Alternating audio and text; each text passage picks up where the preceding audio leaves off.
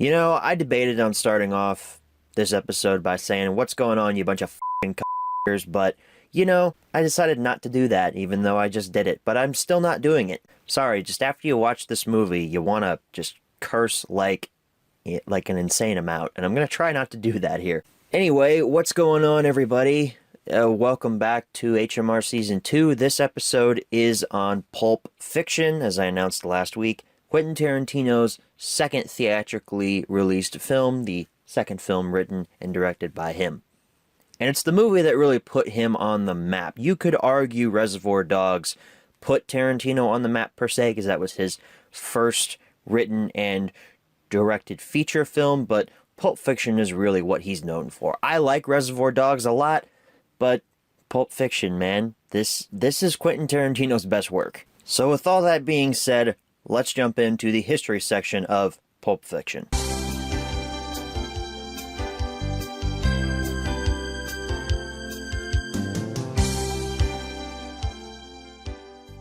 So Pulp Fiction first came out in theaters on October 14th, 1994. I was not alive when this came out. Wasn't even conceived yet, so I did not have a chance to see this in theaters. Unfortunately, I would have loved to have seen this in theaters. This movie came out on VHS in September of 1995. That's the only date I could find for a VHS. Surprisingly enough, there's not a lot of VHS archives out there. Blu-rays and stuff are much better archived than VHS releases are, so that's the only date I could find for it. Pulp Fiction's first foray onto DVD came on August 20th, 2002. It was released in a collector's edition type of set, and really the only special thing I can find about it is the packaging. It looks a little bit different than the theatrical poster. It's cool. It was reissued on DVD on April 26th, 2011.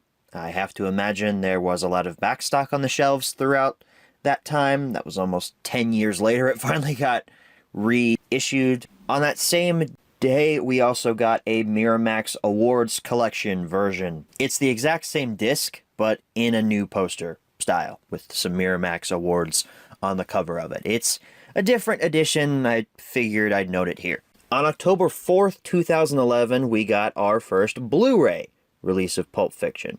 May 15th, 2012 brought us the Quentin Tarantino DVD 3-pack, which included Reservoir Dogs, Jackie Brown, and Pulp Fiction, the first three films by Quentin Tarantino. This is an interesting pack. I'll tell you this, this is the first way I owned Pulp Fiction, actually. I picked this set up from Best Buy back in like 2013 or something. I don't really remember when, but for the longest time, this is how I owned Pulp Fiction before I finally upgraded to Blu-ray. The Quentin Tarantino XX8 Film Collection, which was a Blu-ray set, came out on November 20th, 2012, and this set included all of Quentin's films, including Reservoir Dogs, Pulp Fiction, Jackie Brown, Kill Bill Volumes 1 and 2, Death Proof, and Inglourious Bastards. Django Unchained, Hateful Eight, and Once Upon a Time in Hollywood were not out yet. This was 2012. Well, actually, Django was coming out in theaters that year on Christmas. It just wasn't on home media yet. A Best Buy exclusive Steelbook popped up on November 24th, 2013. This is one of the most common Steelbooks for this film. I believe there was a Mondo Steelbook for this as well. Mondo is a special company that does Steelbook releases for tentpole films. And this particular Steelbook also showed up at Walmart years later. I remember seeing this on shelves all throughout 2019 at my local Walmart. It was $20. I didn't pick it up because I don't need it. And finally, on February 11th, 2014, there was a standard Blu-ray reissue. And this is the most prominent and easiest version to acquire. This version is everywhere. If you have a Pulp Fiction Blu-ray at your home, you can tell if it's the 2014 version if it has a Blu-ray plus digital HD/ultraviolet little blue bar at the top. It's the version I see most commonly at secondhand stores that people trade in. So with the history wrapped up, let's jump right into the close-up.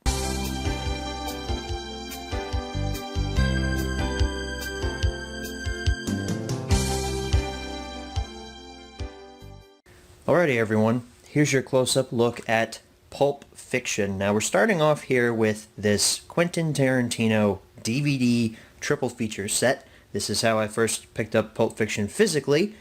I bought this from Best Buy a few years ago. It was before I was like seriously committed to only buying Blu-rays. I bought both Blu-rays and DVDs for years before I finally fully committed to just buying Blu-rays. So I got stuck with this triple feature here, but honestly it wasn't a bad deal. You know, you got 3 films. I think this was like $5 there, so it wasn't a bad deal at the time, but you know, I just really wanted to own the film Pulp Fiction, you know. So you got triple feature up there at the top, Reservoir Dogs, there's our Pulp Fiction segment, Jackie Brown, Miramax logo down there at the bottom. This is the first 3 feature films directed by Quentin Tarantino, so it makes sense that they would all be in a pack together. On the side, triple feature, Reservoir Dogs, Pulp Fiction, Jackie Brown, copyright information down there at the bottom, DVD logo, Miramax, Lionsgate, all that good stuff. The back features your UPC code, a little blurb about Reservoir Dogs, a blurb about Jackie Brown, and a blurb about Pulp Fiction. There's no bonus features listed for any of these because I don't think any of these discs actually have bonus features on them. And at the bottom you've got some more copyright information. Reservoir Dogs starts things off here with the matches. And then behind that there's our Jackie Brown disc, and there is our Pulp Fiction disc, which has the blandest artwork on it at all. As a matter of fact, there is no artwork. It's just gray, and it looks the worst out of the 3 films. But it's not. As a matter of fact, it is the best out of the 3 films included here. So obviously I couldn't stick with just owning this film on DVD. I had to upgrade to Blu-ray eventually, and when I did, I found something interesting when I went to look on eBay. I found the Canadian Blu-ray of Pulp Fiction here. This is unlike anything that was released here in America for this film, so let's take a look at it. Blu-ray disc up at the top, Pulp Fiction, along with the French pronunciation down there at the bottom. It says Fiction Pulpeuse. I think. I honestly have no idea how you would pronounce that, but it's the French version of Pulp Fiction. Got the theatrical poster with Uma Thurman on the front, the side. Alliance was the company that put out this release in Canada.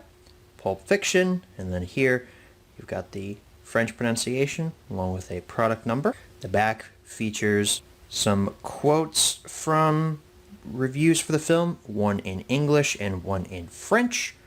And then you've got your blurb about the movie, as well as the blurb in French, and special features listed down below the screenshots from the movie. And this is pretty packed with special features. I was very impressed with how many special features were actually on this Blu-ray.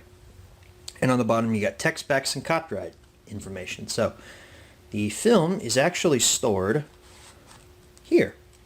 Oh, and I should probably show you on the other side. There's Pulp Fiction, a photo of Uma Thurman, and then the French pronunciation. It's like a slipcover. Not a hard cardboard slipcover, just a regular slipcover there. But same image from the front. Same information as on the back. And if you open this up, you've got your discs here. So this is your Blu-ray. So you've got the theatrical poster there. And on the back, you've got Harvey Keitel, Bruce Willis, and Uma Thurman as your artwork. And then your DVD is also Uma Thurman. A little bit of a closer shot there.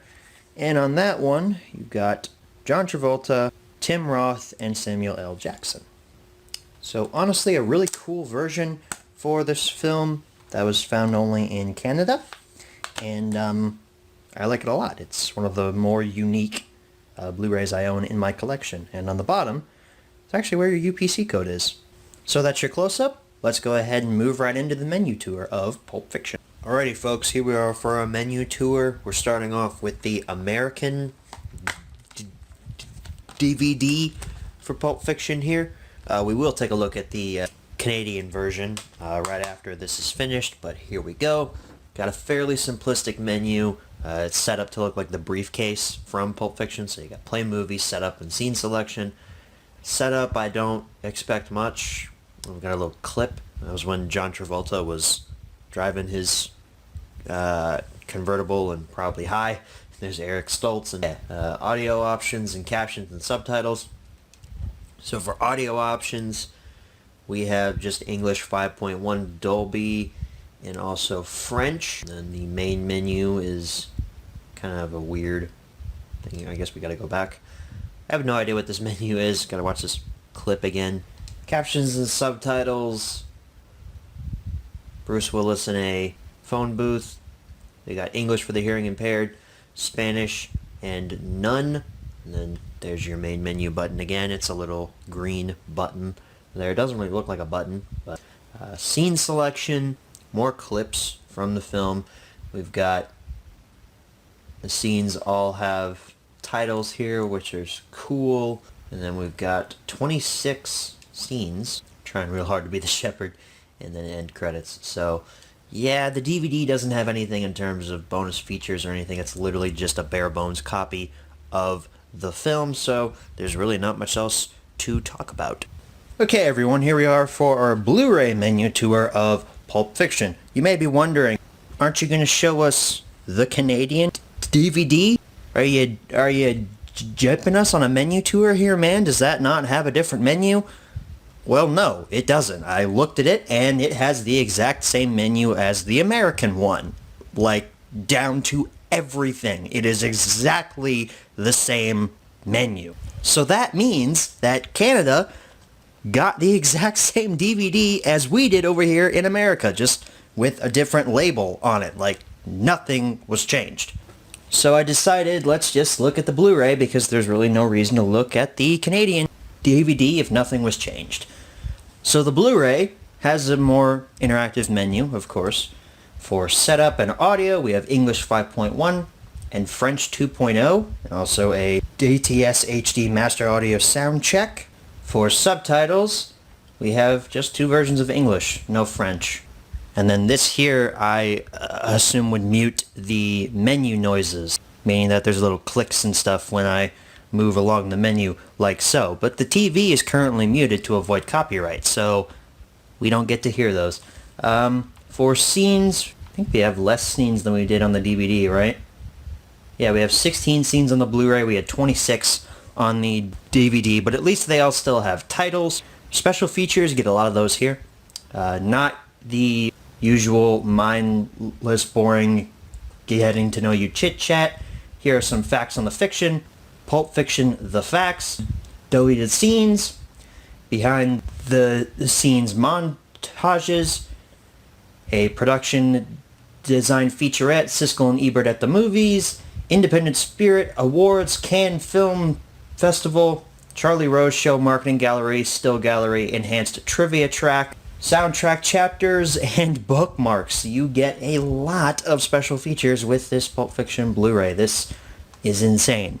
I don't know if these same special features made it onto the American Blu-ray, but good lord, the Canadian one definitely has a lot of special features on it. So that is your menu tour for Pulp Fiction. Let's go ahead and head on back and answer the 5 main questions as always. Alright, so we're back from the close-up, and now it's time to answer the 5 main questions as always. Number 1, where can you pick this product up? I alluded earlier that the most prominent version of Pulp Fiction is the one from 2014 with that blue bar up at the top, and that's the one that I see most commonly at thrift stores, secondhand places like Half Price Books, FYE, those kind of places. So honestly, check those kinds of places. I haven't seen a copy of Pulp Fiction on a big box retailer shelf in a long time. Not since I picked up that 3-pack from Best Buy's $5 bin. Number 2, is this product still being printed nowadays? I cannot say yes to this because the most recent reissue was in 2014. There's no 4K of this announced yet. I imagine there will be at some point because Tarantino is crazy about preserving his films in the highest quality possible. So far, though, the only 4K film of his we have out is Once Upon a Time in Hollywood. So, Tarantino, you really should get on that with the 4Ks because I think this film would look pretty good in 4K. Number 3, should you pick this product up? I didn't talk about this in the first portion of this video, honestly, because I just forgot, but I'm going to tell you how I first saw Pulp Fiction. I I first saw Pulp Fiction on Netflix. Funny enough. Being the physical media guy, yeah, I streamed this. Wow. What a bad man I am. I saw this film my sophomore year of high school. I remember this specifically. It was finals day of sophomore year. I was in my history class. We didn't have a final in our history class because I think we just didn't have to have one. And I was watching this film on my phone, downloaded from Netflix, and I was just absolutely enamored with it. I loved everything about this movie. I had heard about it from several people beforehand. Some of my friends, I'd watched a couple of reviews on it on YouTube. Most prominently, Jeremy John's. His review of Pulp Fiction I'd watched numerous times without even seeing the movie. But the first time I watched it, I was absolutely enamored with it. I loved it. And the reason I think I loved it so much is the unconventional way this narrative is told. Everybody knows that the narrative in Pulp Fiction is broken up into chapters. It's told out of order, essentially. Some people see this as a problem. I do not. I, for one, feel that the broken narrative aids this film in how entertaining it is. The broken narrative to me is part of the fun. After you see this film for the first time, you get to kind of think, okay, so where does this go? If this happened, then this has to happen. It's like you're piecing it together in your mind. Some people might see that as annoying. When my parents first watched this, they thought it was stupid. They were like, why do you like this? This is dumb. The narrative is broken up. I'm like, I like that. That's the reason why I like this film so much. But it's not just the broken narrative that really draws me to this movie. It's the dialogue and how Tarantino is able to make the most mundane thing seem interesting. There's a conversation in this movie between Samuel L. Jackson and John Travolta about McDonald's cheeseburgers. And I love it. Do you know what they call quarter pounder with cheese in France? They don't call it a quarter pounder with cheese? Nah, man, they got the metric system over there. They don't know what the fuck a quarter pounder is. Alright, so what they call it? Royale with cheese. Royale with cheese. That's right. It's so good. Would you give a guy a foot massage? Fuck you. And there's just so many moments like that throughout this entire film, particularly with Jules and Vincent, the characters that Samuel L. Jackson and John Travolta play. Those segments are my favorites. I love those. And not only is the dialogue riveting, every performance in this film is top notch. I love everybody in this movie.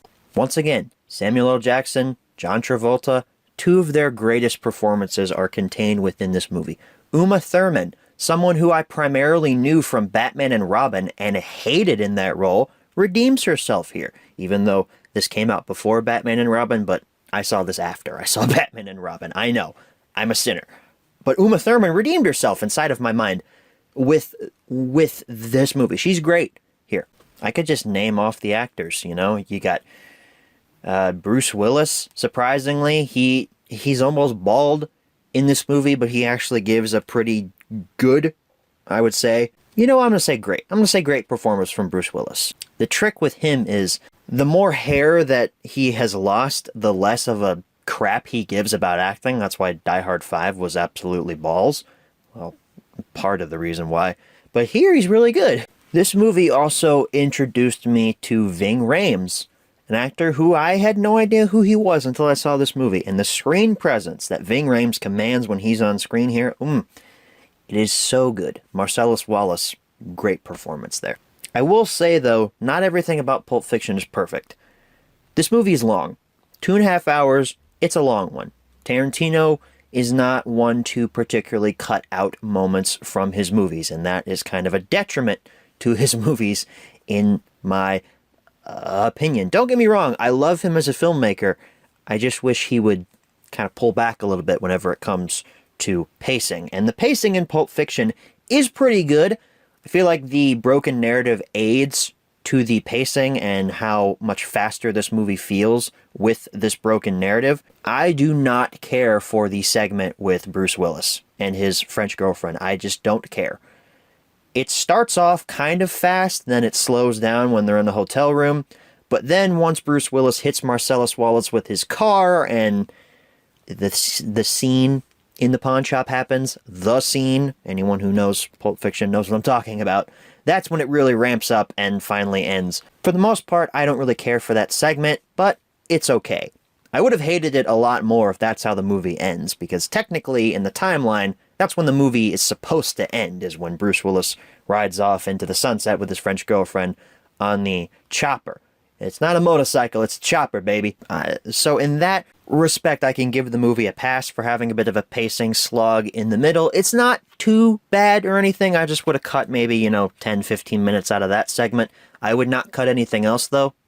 It's all really, really good, especially the dialogue. The dialogue is what drives this movie. It's what makes you care about the story, about the characters, and about where they end up in life. So yes, I absolutely recommend Pulp Fiction. I'll say, though, this movie is not for everyone. If you are the faint of heart, you will not enjoy Pulp Fiction, because it has some very nasty language and very nasty things that happen in it. But I, for one, can handle that, and I very much enjoy this film. I'm surprised it took me forever to finally upgrade this to Blu-ray. And I didn't even get an American Blu-ray. You saw in the close-up, I own the Canadian Blu-ray, which, in my opinion, is kind of cooler than any of the Blu-rays we got over here in America. It's just the little sliding thing that comes out of it. It is top quality packaging. I will give Canada that. It's a little bit odd, though, having the French pronunciation of this on the case. You got Pulp Fiction and then Fiction Pulpuse. I have no idea how to pronounce that.